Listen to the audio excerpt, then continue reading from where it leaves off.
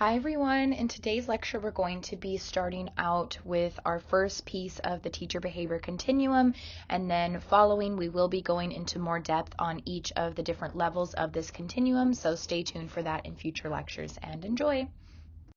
On this slide, I just wanted to start off with a little brainstorm to get our thoughts going. So there is a small video here that you can watch that is connected to this slide and the questions here, but I want you to think about something that a child might do that pushes your buttons and why, and specifically thinking about behaviors that children might engage in that can just push your buttons.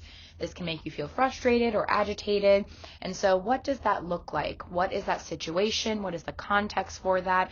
And why does this make you feel upset or in a state of hyperarousal or hypoarousal, where we might be over-exaggerated and feeling flustered, and we might snap at children, or we might be feeling like we're shutting down due to this type of behavior. So what does that look like and why? And then I want you to think about how you might respond. So again, that low intensity level or high intensity level, we have different reasons why we might respond in different ways. And so think about what is something a child might do and how might you respond and why. So what is the teacher behavior continuum? Just as we were talking about in previous lectures, it's a form of guidance. We're all about guidance here in this class, and so the teacher behavior continuum is a guidance system that is applied to support children's mistaken behavior. So remember when we talked about mistaken behaviors, we're thinking about behavior that children are engaging in for a variety of different reasons. There's different levels to why they might engage in this type of behavior, and so using this type of continuum, there are also different levels in order to support children among their mistaken behaviors.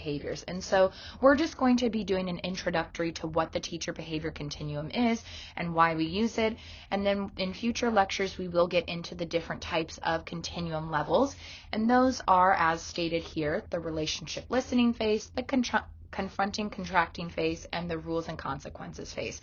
So we're not going to go into too much depth about each of these in this lecture, but we are just going to be giving some foundational context to what they are. On this slide, I've provided a little bit of context on how the different levels of the teacher behavior continuum are supported by theoretical orientations. So I have also used different abbreviations for the different levels of the continuum, and I'll continue to use those throughout. So RL, CC, and RC, those are the relationship listening phase, confronting, contracting phase, and the rules and consequences phase.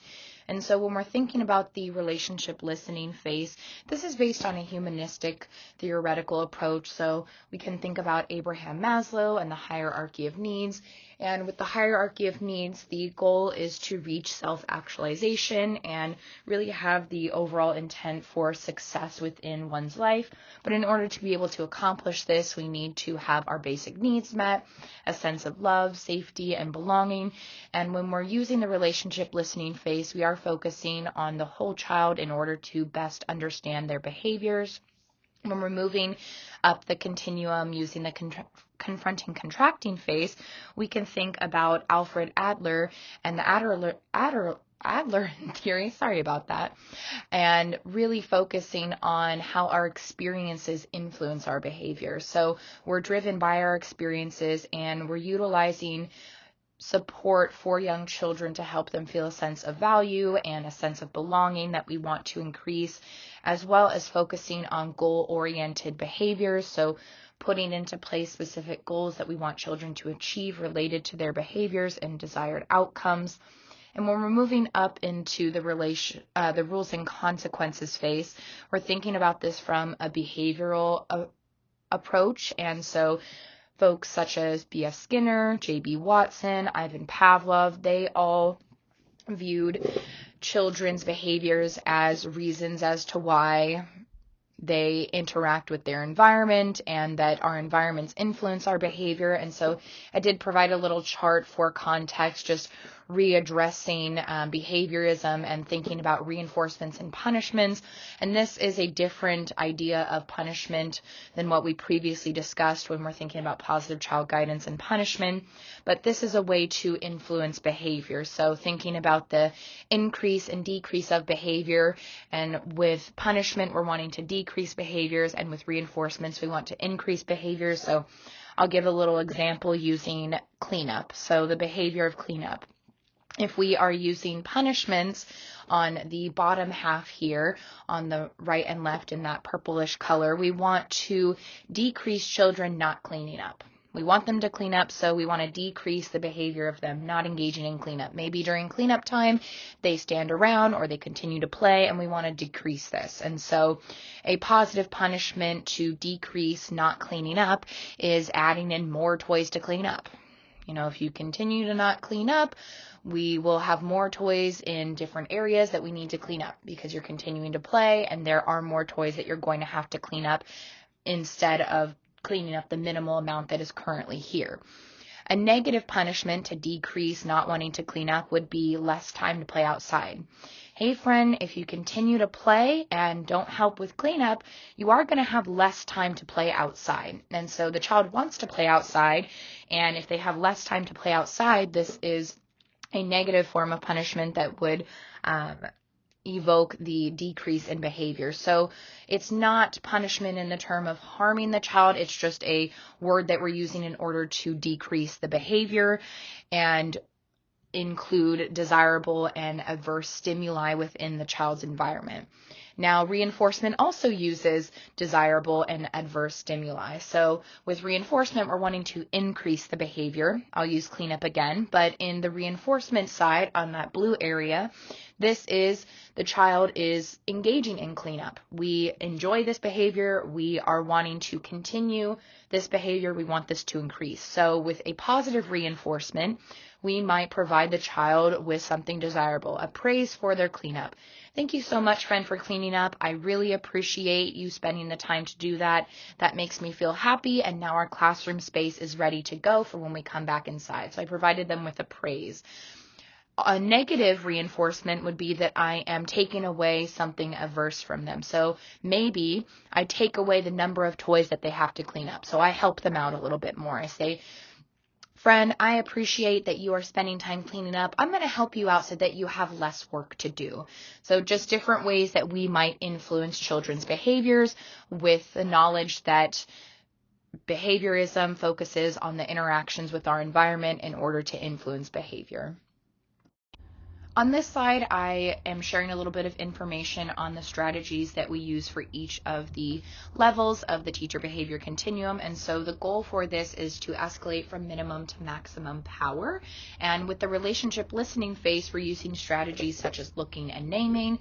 Moving into the next level, confronting and contracting phase, we're using questions and commands. So why did you go over and touch your friend without asking them? Or why were you going over and starting to open the sensory bin when it was closed and it had a close sign? And in the rules and consequences, I would start with maybe just looking at the child. I notice them over near the sensory bin, and I provide them with a look with my body language and being able to indicate why are you doing that without actually having to say anything? And then with the rules and consequences, this is the final level of adult power and control. And so I might command the child, I need you to move your body away from the sensory bin right now. It is closed. And so we're utilizing different kinds of actions and strategies in order to influence children's behaviors. And we will be going into all of these phases in more depth in future lectures. And some of the goals of why we want to escalate from minimum to maximum power include reducing emotional flooding on the adult and the child's end. So we talked about how we might engage in emotional flooding when we are feeling triggered. So we might have our fight or flight mode going on. We also want to make sure that children are fully able to understand and absorb our directions, as well as avoid power struggles. So this can often happen when we jump to maximum power, when we're feeling emotionally flooded. A child and I might start to butt heads, and we might have a power struggle for what the behavior is that we are desiring of the child. We also want children to be independent and self-directed. So getting back to why we want them to engage in certain behaviors. And so when we start out with a minimum amount of power on our end as the adult, such as using the relationship listening phase, this gives children the opportunity to correct or provide the appropriate behavior on their own without us having to ask them of that. And so we're giving children more of an opportunity when we provide less power and less of our insertion into the situation, and we give them the opportunity to try out different types of behaviors and tools and strategies that they might already have. And so by looking and naming, we can provide them with a greater chance of getting the desired behavior all on their own. So I might be naming, friend, I see that you're over at the sensory bin and it is closed right now.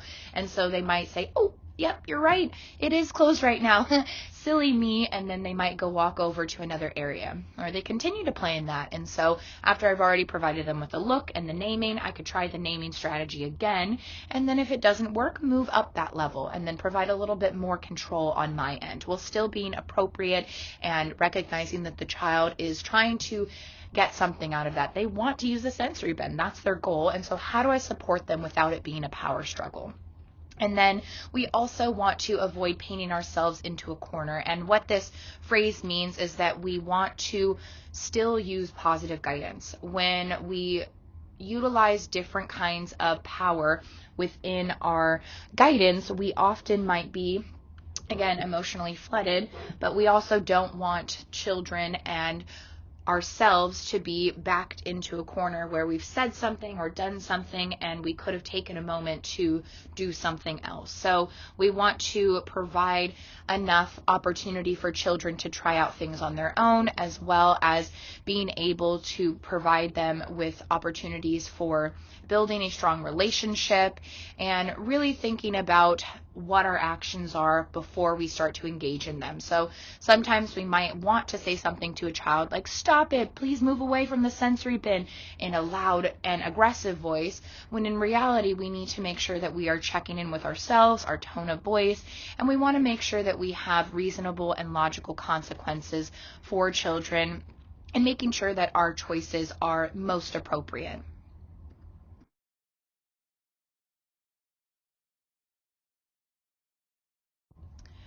On this slide, I did want to talk about if we do need to move through the continuum a bit faster. And by a bit faster, I mean jumping right into the rules and consequences phase, which is the top level, and that also includes maximum adult control. And this is something called the severity clause, and this is when it's appropriate to use the rules and consequences phase without even going through the first two levels of the relationship listening and the confronting contracting.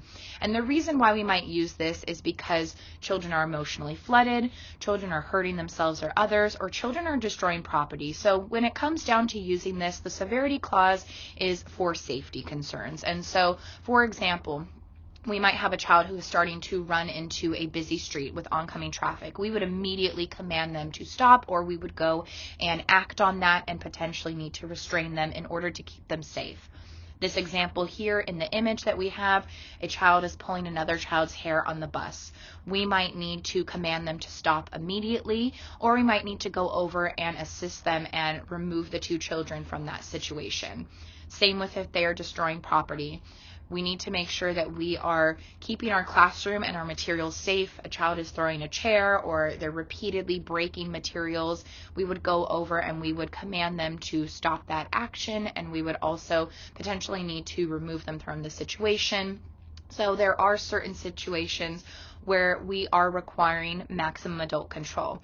Now, even when we are using the rules and consequences phase with maximum control on our end, we are still appropriately engaging with young children. We're still using positive guidance strategies directly with them, and we will continue to talk about this more.